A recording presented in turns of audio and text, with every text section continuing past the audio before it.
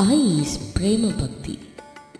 Among the close devotees of Baba, like Shyama, Dikshit and Dasaganu, the foremost gem which shed the lustre of Prema was Ai.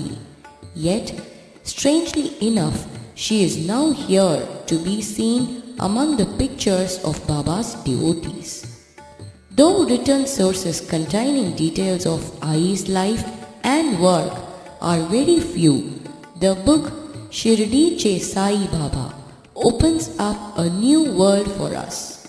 The author, a doctor who was also a jnani, bhakta and yogi, shows Ai in a totally new dimension. We all know that the main aim of Sai Avatara was to wipe the tears of the people by showering grace and prema. Baba often proclaimed to his devotees, "Your prema is my food. I am hungrily waiting for the same. I will be your dasa."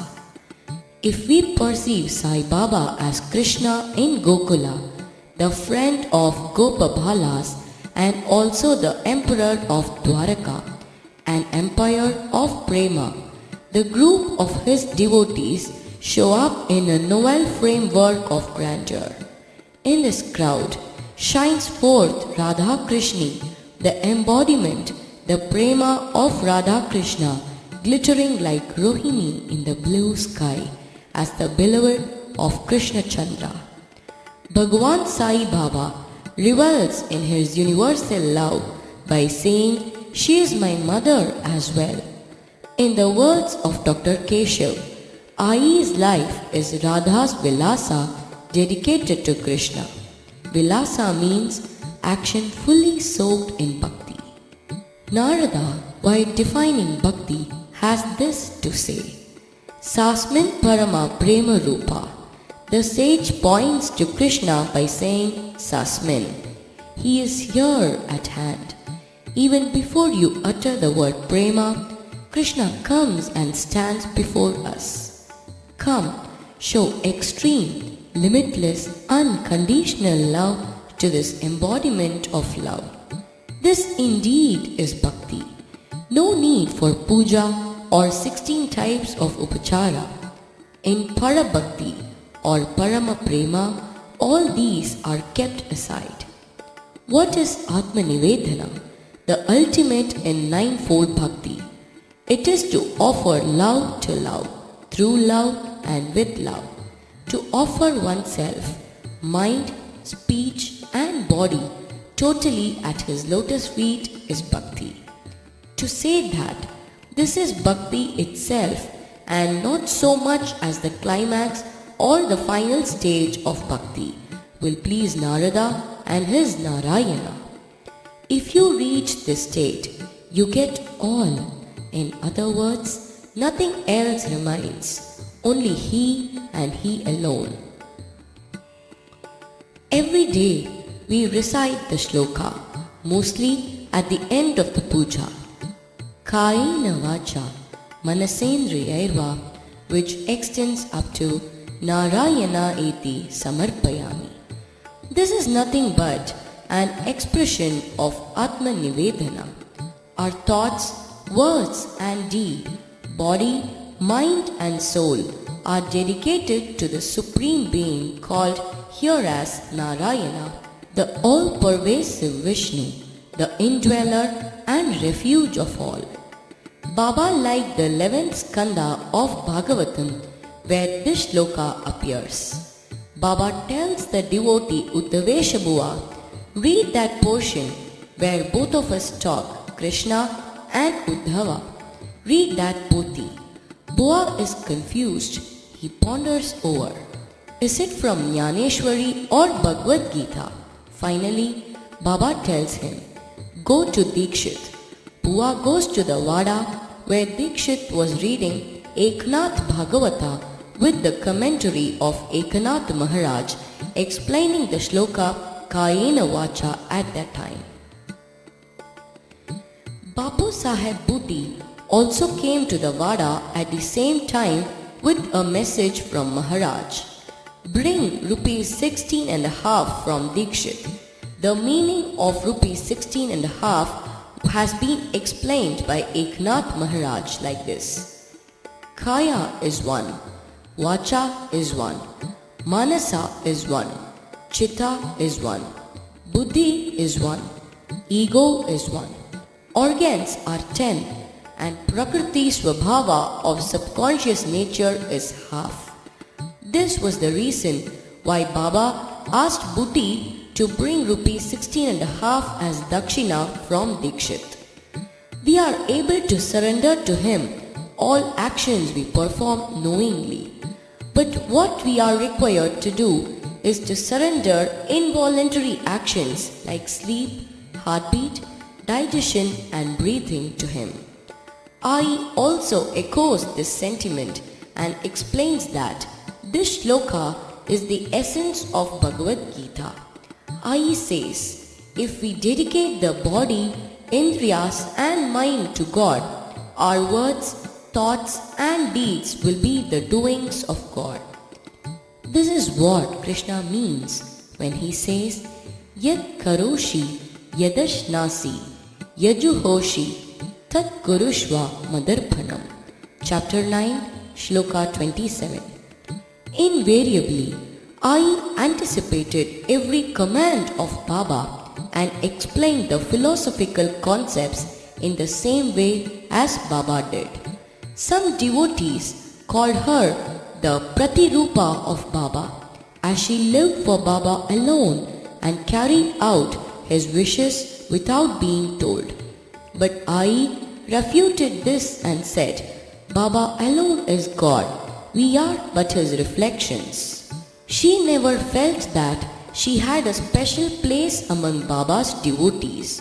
She had extraordinary abilities with which she used to serve Baba. Vaman felt that I was none other than Devi Tirupura Sundari or Mahamaya. When Mahamaya is united with an avatara and functions on his behalf, she is called the active force of Yogamaya. Baba knew the stories of not one but 72 Janmas of his devotees. This calculation of relationship covering many births is clear in the case of Radha Krishna Ai. Some even say that Radha Krishna Ai was Janabai of Pandharipur. There is evidence to show that Janabai was Trivakra of Krishna Avatara. An Abhanga written by Jana may be recalled in this context. The scene is the rainy season and the river Chandrabhaga is in spate. She sings, Bharli Chandrabhaga Pani Azha Yado Veda Jani Dis Na Kore Deva Jala Bisa Veda. On the terrace, Vitala stands, his eyes glued to the path which Jana usually takes. The river is in full flow touching both the banks. Where indeed is Jana? She comes usually around this time. The Lord waits like one who is mad. At last she comes and washes her clothes in the river. Vitala watches on and calls out, Come up to the terrace quickly. Rukmini is not here now. Let us talk, sing and dance. So goes the Abhanga. Is God really mad? Quite so. If we call the devotees as the lovers of God, he too is their lover. There is no difference between a lover and a madman. We are never tired of describing the various categories of relationship between the Bhakta and the Bhagwan. The closest is Avinabhava Sambandha, which means inseparable intimacy. Like the two birds described in the Mundaka Upanishad, identical and inseparable companions, the Jivatma and Paramatma are perched on the same tree. This is the height of Prema Bhakti, the moment of realization of oneness. This is what Baba tries to emphasize every day in each act of his. Unable to live away from us, he descends from the state of Parabrahman, rushes from house to house with a begging bowl in his hand. He receives what all we give, the old and new roti, sabji and sambar, mixing them together and giving to men and dogs in the same way. He eats the leftover, which he says is prema. In the words of the author of Sri Shirdi Sai Bhagavatam, once I danced before Baba in Dwarakamai. During later years, such an event never took place in front of Baba. But wait, only once it happened. It was Vrishikamasa, i.e. sweet music was heard. Yes, in Dwarakamai. I spread a white cloth on the rock on which Baba usually sat. Color powder was spread on the cloth about 2 inches thick. I started performing a dance called Simhanandini. In this dance, the Jatis not only speak but draw a picture also. The face, neck and back of the dancer are held in a straight line with hands held at the waist. The dancer moves in circles with rhythmic lightning-like moves. It is much more than this. Jatis are in fact speaking or rather drawing a picture. Just as an expert painter brings out the picture of a deity in a few deft strokes, the lovely feet move in a planned rhythm and brings out a picture on the cloth. In the beginning, this dance art was used to portray the vahana of a deity like swan, peacock, etc. As more expertise was gained, the picture of sages, saints and deities took shape. Sundarabai, who was equally skilled in painting and dance, could achieve this very easily. In sync with the flow of the music, Ai's gungurus moved rhythmically. What was this magic? Her dancing feet drew a picture on the red powder spread on the cloth. Ai regained consciousness on hearing a lion-like roar louder than usual. What is all this? Is this a stage or Dwarakamai? Stop! Enough is enough. Baba's eyes shone like balls emitting fire. Words were also like a shower of fire. Ai did not mind it all. She considered it as a milestone in her sadhana taught by Baba. Give up body consciousness. In other words, this instance is the climax of sadhana, the last step. Ai was blissful as she did not need the proximity of a guru anymore. After getting realization, it does not matter where you are. You can be anywhere or be nowhere, and you can fly in the air, bend the sky as a bow. By Guru's grace, Guru and you become one. What else indeed is needed? All this is not new for Ramakrishna. To follow Krishna, the soulmate for birds on end, and finally to merge in him, forgetting oneself. All these are not new at all, but due to the Yoga Maya of Bhagwan, the Leela appears ever new. Ai marvelled at the way the Maharaj subtly indicated her true nature as Yoga Maya and also signaled that the time for her return home was near at hand. Even in the moment of her ecstasy, her eyes sought out the picture that was drawn. Still shouting, Sai Maharaj took the piece of cloth and kept it carefully with him. Ai's dream came true. Maharaj put the picture away without anyone seeing it. To whom does Baba give the cloth? Was it given to Sri Jayakar, who was trying to draw the picture of Baba as seated in the Dwarakamai for the last few days? The picture drawn by Ai was the pose of Baba sitting in the Dwarakamai facing the Duni. His left arm was rested on the wooden barrier and his left leg was folded and the right foot was firmly on the floor. It was a lovable pose of the Mai of Dwarakamai. We call him as Mauli, the mother welcoming her daughter coming home with tambula, coconut and lamb before her. Nowhere else we can see such a scene. Vitala is often called Vitai, Mother Vitala and Mauli. Sant Jnaneshwar got this title of Mauli and our Baba also. How to translate this word? Can we say the young nursing mother with the tiny infant is Mauli? Srimati Saraswati Rishbut, who explained to us the subtle meaning of the Marathi word while translating, felt that Mauli is rather the image of a mother and child as living in an aura of divinity, protected totally by the divine hand, divine love encircling them both. Even today, devotees of Pandharpur address each other as Mauli. Maybe, keeping such thoughts in mind, Lord Shiva appeared as a mother as Thayumanavar, meaning one who became a mother as well. Shiva wants to enfold the sea of suffering humanity in a loving embrace. He appeared in the guise of a mother, of a woman in labor who was stopped by the flood in the river from reaching her daughter to conduct the delivery of the women. The Lord, disguised as the mother of the women, delivered the baby, washed it and made suitable food for the younger mother. He stayed until the mother came back. This Leela happened 300 years back.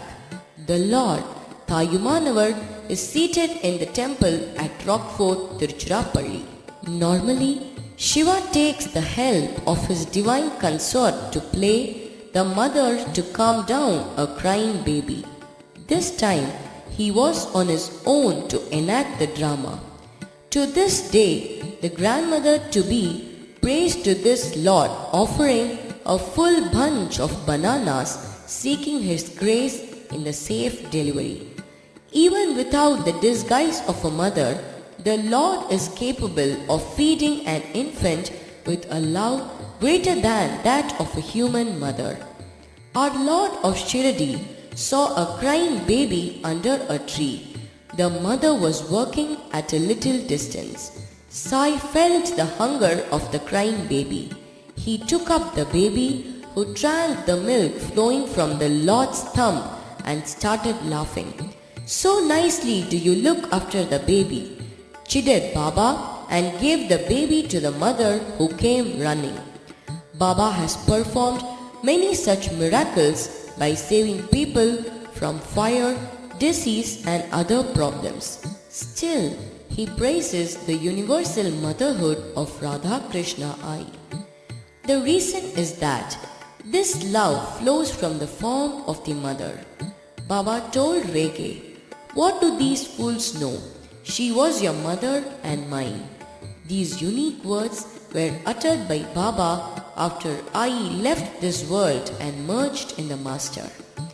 Even when she was alive, Baba had uttered these words more than once.